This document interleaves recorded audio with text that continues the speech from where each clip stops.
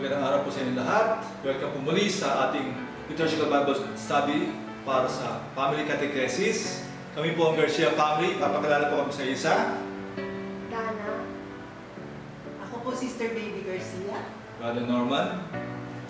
Dylan. Ako naman po si Dion. Justin Garcia. Yan. At parati naman, bago magsimula ang ating Liturgical Bible Study, mag-opening prayer muna tayo.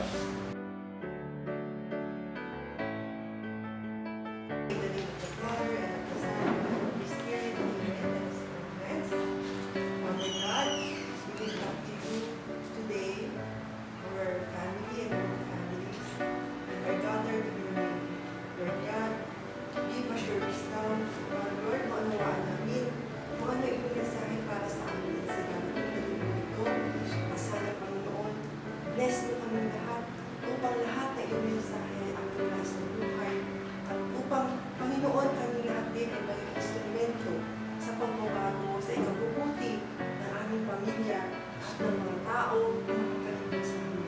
Gawin mo kami instrumento, Panginoon, sa magagandang pangakong iyong inilalaan para sa amin. At lahat na ito ay aming pinapanalangin sa ngalan na iyong anak na si Jesus, kasama na Espiritu Santo. Magpasawalang hanggan. Amen. Sa ngalan ng Ama, Anak, Espiritu Santo. Amen. At para sa Gospel, babasahin ni Kuya Dion.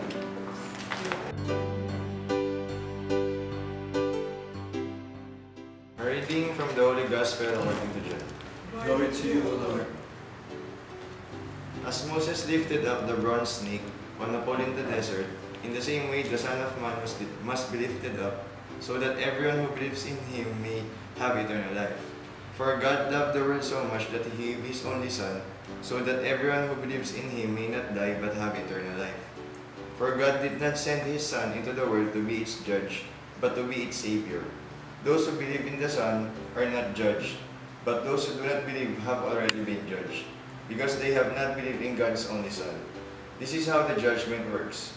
The light has come into the world, but people love the darkness rather than the light, because their deeds are evil. Those who do evil things hate light and will not come to the light, because they do not want their evil deeds to be shown up. But those who do not do what is true come to the light, in order that the light may show that what they did was in obedience to God. The Gospel of the Lord. Praise you, Lord Jesus Christ. Tayo. Dion, magbasa ang Gospel. Sa verse 14, sino ang binabanggit na propeta dito?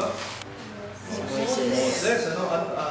Ano daw ang ginawa niya nung nasa disyerto sila? Nilit yung serpent. Ano bang background nito? Bakit nilit ang serpent ni Moses? Dila? Nung umalis sila, papunta sa may desert. Galing sila ng Egypt. Oo. Tapos? Meron daw mga serpents na nangagat ng tao. Oo. Tapos yung mga natutuklaw ng serpent, mamamatay. Mamatay sila.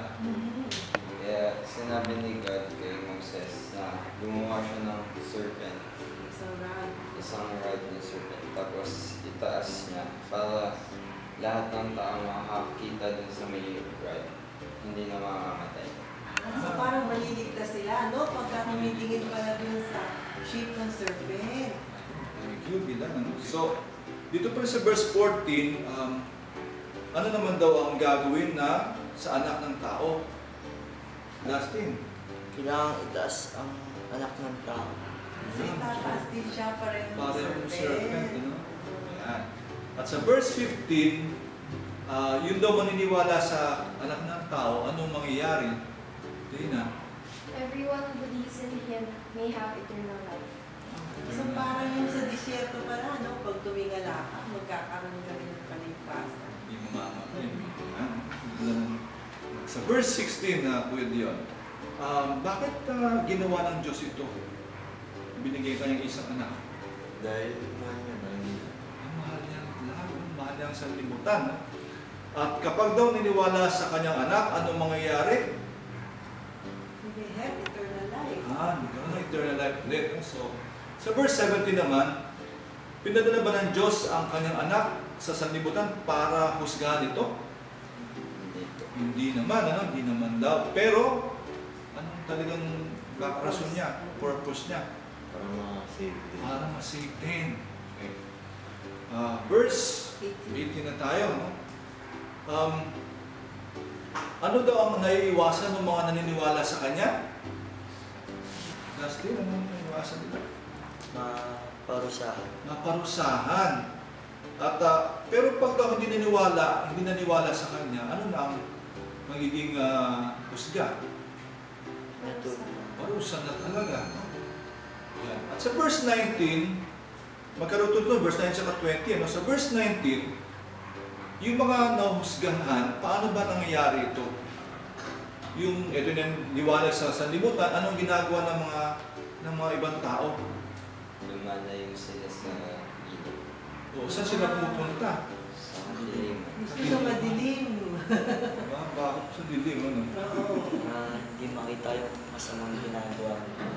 May tinatago. Kaya gusto na sa dilim. Yung pinakita ni Dustin, yung masamang ginagawa, no? Sa kadiliman mas ginagawa Kasi yung nga nakatago. para mas makatago. Yan.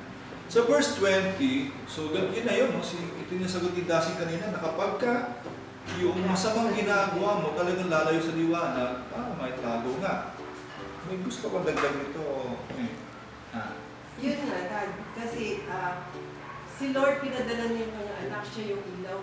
Oo. So, yung ilaw na yun, ang dala ay kaligtasan. Pero kung andyan na yung ilaw at ang kaligtasan, pero tinatanggihan mo, you have already condemned yourself, no? So, hindi naman na siguro masisisi si Lord na hindi ka naligtas kasi ini-offer na niya yung kaligtasan. Pero ang tao ang tumatanggi at nagpipilit na magstay sa darkness. So parang ito na yung grasya, Oo. di ba? Sa tinatanggihan. Sa verse 21, ito may kabaliktaran. Yung mga gumagawa ng katotohanan, ng kabutihan, saan nagpupunta? Sa liwanag. Sa liwanag. Bakit? Para makita ng mundo na sign yun ng pagsunod nila kay God. Pagsunod sa Diyos. So, Okay. opposite. Isa sa darkness, isa sa light. Oo nga. Ano? Pag madilim, yung masama. Pag yung sa liwanag, yung puti. Tapos na tayo sa pag-gospel. Anong summary nito? Sino magsa-summarize? Sige nga, Dusty.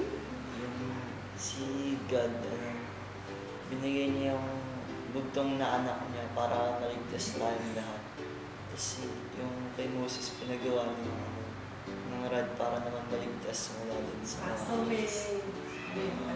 may comparison doon, no? At kung pinadala niyo yung kanyang anak, yun, ano epekto nito sa mga tao? Yun nga na tulungan ni Jesus Christ sa Oo. So ano kailangan gawin ng tao? Kailangan maniwala sa Kanya. Maniwala sa kanya. At pag naniwala, ano naman ang gagawin? Sa pupunta. Dapat pupunta sa radio. Sa liwanag. Huwag magpipilit dun sa katipan. So yun yung buod ng gospel. Ang ganda ng mensahe. Oo.